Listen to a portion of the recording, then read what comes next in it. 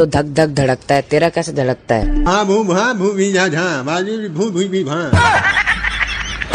भू भा का बात है, हिंदी में बोल। अरे यार हो भू भग भू को धू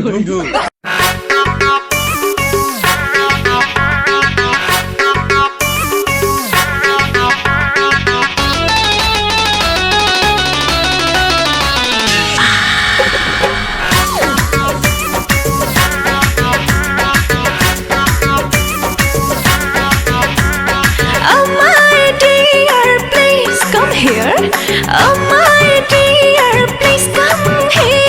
कर लो रोमांस, आज लाइन है क्लियर। अब ही दायरा निकाला आराम हो, थोड़ी देर बाद हो खेला तमाम हो। देखो बॉडी से बॉडी के मेल हो गए। खेल हो गई, कवन खेल हो गई, डबल ड्यूटी वाला खेली कैसे खेल, दादा रे माथा फेल हो गई, लागे जाता में पीसा जाई बकेल, दादा रे माथा फेल हो गई। आज हमारे राजा लड़ाला नजरिया, आके समझा तू दिल का भितरिया। ए रानी मनवा में धीर तनी धारा, बात मान कुछ देर सबर तू करा। अरे दहिया से दहिया के मेल हो गए।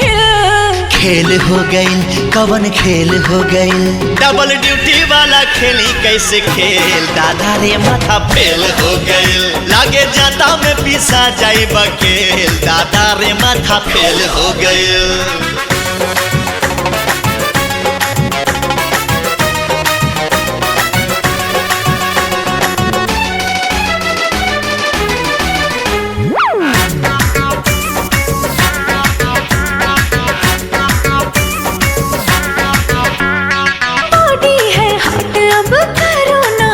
जी इंजन मोहब्बत का करो इसे स्टार्ट जी। रात बाटे बाकी हो, बात बाटे बाकी, सजिया पे कुल्ही खुर्रफात बाटे बाकी। छनके लचड़ी खनक जाला कंगना, सुरहो सिंगार खोजे प्यार तो हर सजना। अरे भागला ऐसे जैसे जेल हो गए। खेल हो गई, हो कवन खेल हो गई, डबल ड्यूटी वाला खेली कैसे खेल, दादा रे माथा फेल हो गई, लागे जाता में पिसा जाई बकेल, दादा रे माथा रे फेल हो गई।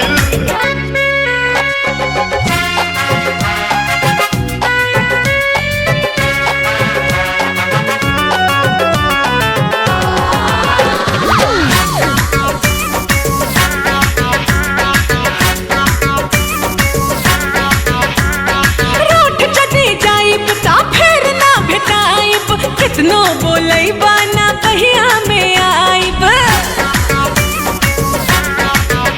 हारू सबूत बहिया में तान ले हब तो होके, किस लेके करवा में बांध ले हब तो होके। ना जाने कैसा तू है हसबैंड, बाहों में आ जाओ कर दो ट्रेंड।